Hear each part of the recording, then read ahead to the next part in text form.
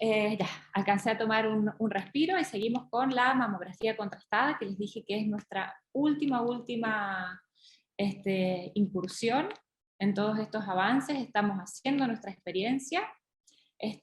Aquí de los 3 centros contamos con el mamógrafo con mamografía contrastada en el centro de Chicureo, y los objetivos de esta presentación es definir qué es la mamografía contrastada, revisar cómo se hace, la técnica radiológica, nombrar las ventajas y las desventajas y cuáles son las indicaciones que nosotros consideramos en nuestro medio, porque depende del lugar, esto puede ir variando. La mamografía contrastada es una modalidad de imagen que combina los datos que nos aporta la mamografía 2D con la administración del contraste yodado intravenoso, que nos va a representar la neovascularización tumoral. Es decir, que acá vamos a tener datos morfológicos de la 2D y datos vasculares o cinéticos de alguna manera, sin querer entrar en una comparación con la resonancia, a través de la administración del contraste. Y este método ya fue aprobado en el 2011, pero el avance ha sido lento y ahora sí ya hay como una cantidad de equipos en el mundo que permiten que hayan publicaciones y reconocimiento y datos duros que nos permitan avalar su uso. Bueno, respecto de los principios físicos, es una mamografía 2D que se hace en un mamógrafo que tiene características propias para poder hacer una toma de doble energía simultánea o sucesiva, porque son muy seguidas en el tiempo. Es decir, que una vez que la mama está comprimida, se emite un rayo X de baja energía e inmediatamente uno de alta energía, que van a formar 2 imágenes diferentes. ¿Y por qué estas energías diferentes? Porque se basan en la atenuación de los tejidos blandos por el yodo y en la atenuación de los rayos X, de estos fotones de rayos X, por los tejidos blandos y por el yodo, que son distintas, porque el número atómico de los tejidos blandos es bajo y el del yodo es más alto. Entonces, este contraste va a generar una imagen, que es lo que nosotros vamos a leer. Como les decía, tenemos una primera adquisición de baja energía, que va a representar el tejido blando de la mama y que es indistinguible de una mamografía 2D, y que esta baja energía es la que va a contener toda la información anatómica. E inmediatamente, posterior a este rayo de baja energía, aparece un haz de fotones de alta energía, que lo que va a hacer es representar las moléculas de yodo que estén en el parénquima mamario. Y esta imagen no tiene ninguna información anatómica y solamente sirve para sustraerse y para representar el contraste como si fuera una máscara, como si fuera una sustracción de una angiografía, para que se entienda. Ahora, esta técnica tiene una sensibilidad y una especificidad bastante buenas y que han mejorado sensiblemente lo que podemos obtener de una mamografía 2D. La sensibilidad aumentó de un 71,5 a un 92,7%, y la especificidad también aumenta de un 51,8 a un 67,9%. Bueno, y esto de aumentar la sensibilidad y la especificidad es importante rescatar que se produce aún en las mamas densas. Miren, en este caso no tan denso y en este caso de una mama bastante densa, como esta máscara que me está representando solamente las áreas que puedan estar captando yodo, no muestra alteraciones, me deja completamente tranquila de que no hay lesiones. En cambio aquí yo no me quedaría tan tranquila. Veo harta superposición de estructuras que me impide asegurar que ahí no haya ninguna lesión escondida. Respecto de la técnica para hacerlo, es una mamografía que necesita de una vía para poder administrar para administrar contraste yodado intravenoso de baja osmolaridad. Se inyecta el contraste y después se obtienen imágenes entre los 2 y los 10 minutos, como ya vamos a ver. Se usan contrastes, como dijimos, de baja osmolaridad, que tengan de 300 a 370 miligramos por mililitros de yodo, en una dosis de 1,5 mililitros por kilo de peso, siempre sin exceder el máximo de una inyección de 150 mililitros.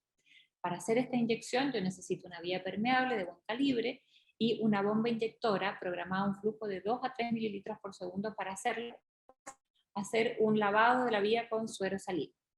Una vez que yo tengo a la paciente inyectada, se toman estas mamografías en proyecciones medio lateral oblicua y cráneo caudal.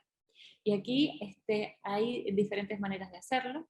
Cuando se estudia una mama sintomática, hay centros que prefieren empezar por la mama sintomática, y cuando es una paciente que se lo está haciendo como screening, es indistinto, ¿ya? Así que eso hay varias maneras de encarar. Ahora, una vez que yo inyecté a la paciente y pasaron estos 2 minutos, se comprime la mama y se van a obtener las imágenes. Ahora, ¿cuánto tiempo va a demorar esta compresión? Como son dos rayos juntos, esto va a depender, y va a depender principalmente del grosor de la mama, y de lo mismo también va a depender la dosis de radiación que reciba la paciente, aunque siempre están por debajo de los límites permitidos. Es importante que tengan en cuenta que si bien hay imágenes que se toman en el tiempo, en estos 8 minutos que ven acá, desde que se inyecta el contraste, espero 2 y después en 8 tomo las proyecciones, por ejemplo, cráneo caudal derecha, medio lateral oblicuo derecha, cráneo caudal izquierda, medio lateral oblicuo izquierda, no puedo establecer una curva en el tiempo de estas imágenes. Aunque sí puedo hablar si el real se persiste o no persiste. Y para redactar el informe, ahora ya no va a ser el informe de una mamografía convencional, porque va a ser un informe más completo, entonces yo voy a tener que aclarar o hacerlo por separado la información anatómica de la mamografía 2D y a eso agregarle la información cinética que me va a estar dando el contraste. Aquí tenemos un ejemplo de nuestro servicio de la mamografía de baja energía con la información anatómica, y la primera imagen que se toma exactamente un segundo después de esta de baja energía, porque este par se toman juntos, en donde vemos un área de captación de aspecto pseudonodular en la mama derecha, y vemos como en el tiempo, en la imagen posterior, a los 6 minutos después, esto es una captación persistente, que al final fue benigna. Respecto de las ventajas y desventajas de la técnica, sabemos que la mamografía contrastada es un procedimiento que yo lo puedo hacer rápidamente y que voy a tener información de buena calidad y reproducible en aproximadamente 7 a 10 minutos, que me va a ser fácil interpretarla porque es muy parecido a la lectura de una mamografía, que es mucho más económica y bien tolerada por los pacientes que la resonancia, y que además, cuando yo no puedo hacer resonancia por alguna razón, puedo valerme de esta técnica.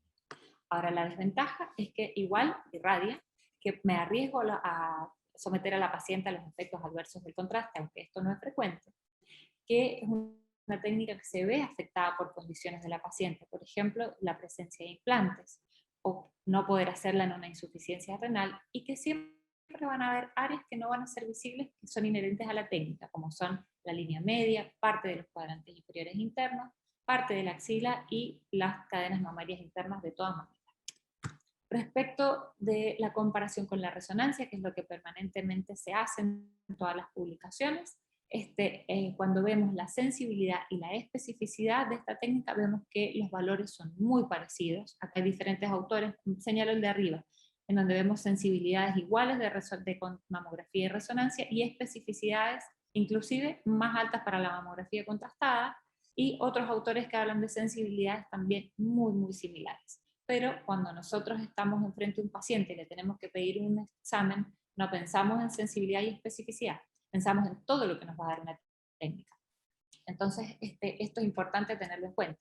Cuando yo comparo la mamografía contrastada con la resonancia, también tengo que decir que si bien todo avala el uso de la mamografía contrastada, no deja de ser una técnica 2D. En cambio, la resonancia es 3D, me permite hacer un montón de juegos computacionales de reconstrucción, de volúmenes MIP, de reconstrucción en diferentes planos, que al cirujano le va a dar mucha más información al momento de operar, por ejemplo, en una tapificación preoperatoria.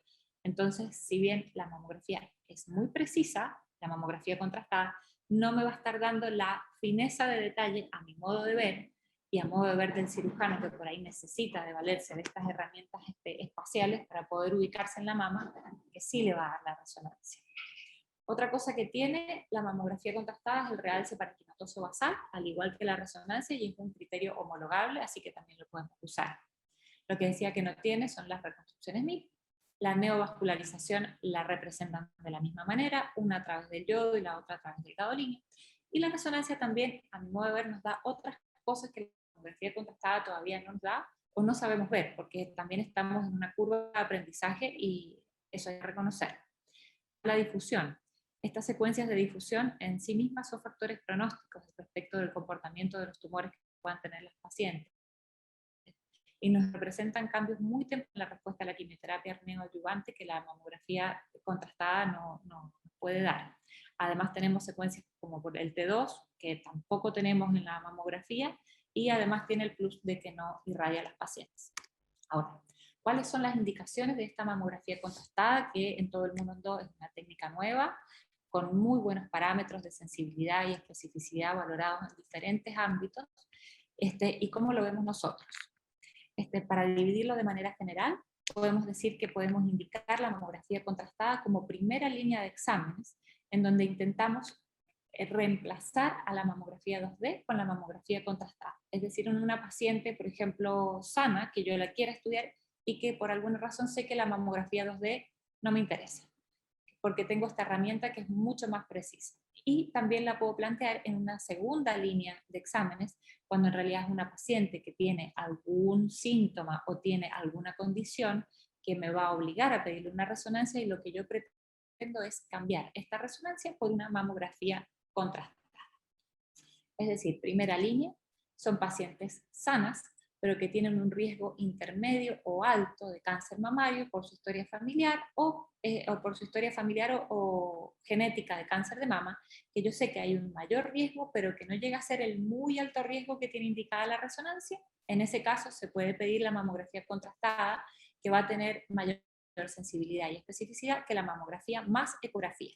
Y lo otro que también está indicado es hacerlo en las pacientes que ya han sido tratadas de un cáncer de mama como búsqueda de recidiva o como control de recidiva. Y en el otro escenario que se plantea es en la mama densa, por esta misma razón, porque se sabe que la precisión de la mamografía contrastada supera a la 2D más la ecografía. Entonces lo que plantean los autores internacionales es que con esta mamografía contrastada yo ahorro tiempo radiólogo y le doy un examen más certero a estos pacientes que lo necesitan.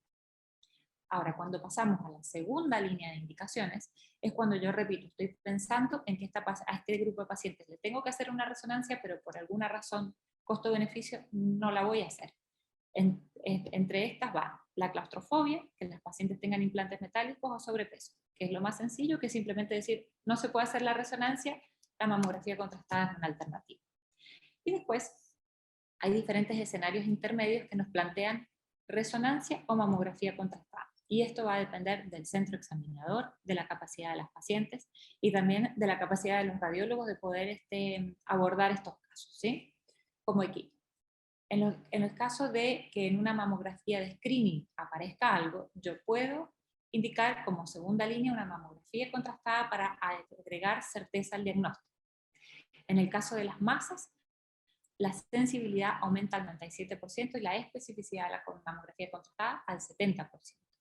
Pero respecto de las distorsiones arquitecturales y de las microcalcificaciones, el criterio morfológico sigue primando, es decir, que si hay una distorsión o unas microcalcificaciones sospechosas, por más que no realcen con contraste, igual hay que biopsiarlas. Pero si hay un aumento del realce con contraste, la sospecha de malignidad aumenta significativamente. Esto lo podemos ver también en esta tabla comparativa en el escenario de los hallazgos en screening, en donde vemos el valor predictivo negativo, es decir, que si la mamografía contrastada no realza, la mayoría de las masas van a ser benignas, pero las microcalcificaciones no tanto. Y las distorsiones arquitecturales, si bien hay un buen porcentaje, igual se sigue recomendando en estas lesiones hacer la biopsia. Otra manera de utilizar la mamografía contrastada de segunda línea es evaluar pacientes que son sintomáticas. Sintomáticas es que encuentren masas palpables, que haya mastalgia o que hayan descargas por el pezón. Aquí les traigo un estudio realizado específicamente en este grupo de pacientes y vemos que la sensibilidad aumenta a prácticamente el 94,5% tras administrar contraste. Y esto nos permite tomar decisiones respecto de los hallazgos encontrados. Otra indicación es la extensión de enfermedad local en un tumor recientemente encontrado. Aquí se ha demostrado en varias publicaciones que la sensibilidad y la performance son similares a la resonancia magnética, que la mamografía contrastada tiene una muy buena correlación con el tamaño del tumor primario, que es capaz de determinar multifocalidad, multicentricidad y bilateralidad de las lesiones tumorales, pero siempre con la salvedad de que tenemos dificultades para ver los cuadrantes internos y los territorios linfáticos. Además, también, al igual que la resonancia, ha demostrado que es capaz de cambiar el manejo quirúrgico de las lesiones, pero con un aumento leve de las mastectomías respecto del aumento quirúrgico, que es un punto que siempre se le ha criticado a la resonancia. En la evaluación de la respuesta a la quimioterapia neoadyuvante también está indicada. La mamografía contrastada ha demostrado ser superior para demostrar las respuestas patológicas completas, pero la resonancia es capaz de estimar mejor la respuesta parcial y ver mejor las lesiones residuales. Ahora, como toda técnica, tiene limitaciones que son los falsos positivos y los falsos negativos. Los falsos negativos son tumores escasamente vascularizados que no van a captar el yodo y que no los vamos a ver en esquemas de sustracción. Estos son los mucinosos, los lobulillares y los carcinomas ductales in situ no calcificados de bajo grado, que también son un dolor de cabeza en la resonancia. En cambio, las lesiones benignas también pueden captar y pueden darnos falsos positivos, como ya les voy a mostrar un ejemplo, y estos pueden ser las fibroadenomas, las mastitis y las necrosis grasas. Respecto del futuro de la mamografía contrastada, se vienen más cosas. Se viene la tomosíntesis con contraste, que en definitiva lo que va a hacer es mejorar los datos anatómicos y la ubicación especial de las áreas de captación que puedan ser sospechosas, y en un futuro también, ya en lugares experimentales haciéndose, viene la biopsia con mamografía contrastada bajo tomosíntesis. Bueno, para resumirles toda esta información de las indicaciones, que es un poco enredada todavía, la mamografía contrastada nos ayuda a caracterizar hallazgos equívocos que podamos detectar en la mamografía 2D. Y además también nos puede servir para un grupo especializado de pacientes, como son las pacientes de riesgo alto y moderado y las pacientes con mama tratada, en donde queremos estar tranquilos que no existe una recidiva. Si bien es un estudio que no reemplaza la RM, nos puede ayudar, la puede reemplazar en casos especiales y cada vez está más considerada como una alternativa para etapificar cánceres recientemente diagnosticados y para monitorear la respuesta a la quimioterapia neoadyuvante. De nuevo, mi equipo de trabajo, y aquí les traigo una pequeña serie de casos.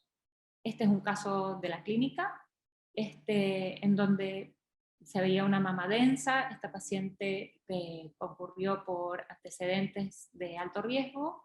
Aquí solamente se veía una pequeña asimetría, pero sin ninguna representación, lo cual nos dejó bastante tranquilos. Aquí tenemos otro caso de una paciente en donde sí, a pesar de su mama densa, hubo un área de realce que fue localizada en la ecografía de second look, en este caso, y fue biopsiada y correspondió a una lesión de alto riesgo. Aquí tenemos esta otra paciente también con una captación persistente que correspondió a un hallazgo benigno.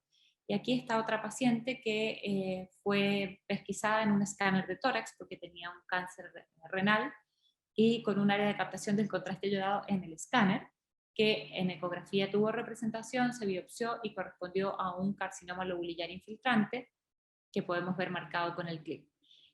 Posteriormente se tapificó con mamografía contrastada y podemos ver un área de realce mal delimitada, heterogénea en relación al clip que concuerda con la lesión primaria biopsiada, y en el cuadrante inferior interno otras lesiones nodulares bien delimitadas que mantienen en forma persistente el contraste, que corresponden a un fibroadenoma ya conocido. Entonces ahora sí, con esta pequeña serie de casos, acá tengo casos aportados por el doctor Pinochet, que son de otro centro, en donde vemos captaciones también de aspecto no masa, de distribución segmentaria en una mama muy densa, que sin el contraste no hubieran podido ser representados. Y aquí otro carcinoma ductal infiltrante, también que hubiera sido imposible de ver con esta densidad mamaria. Así que bueno, con esos casos me despido. Y nada, cerramos la presentación.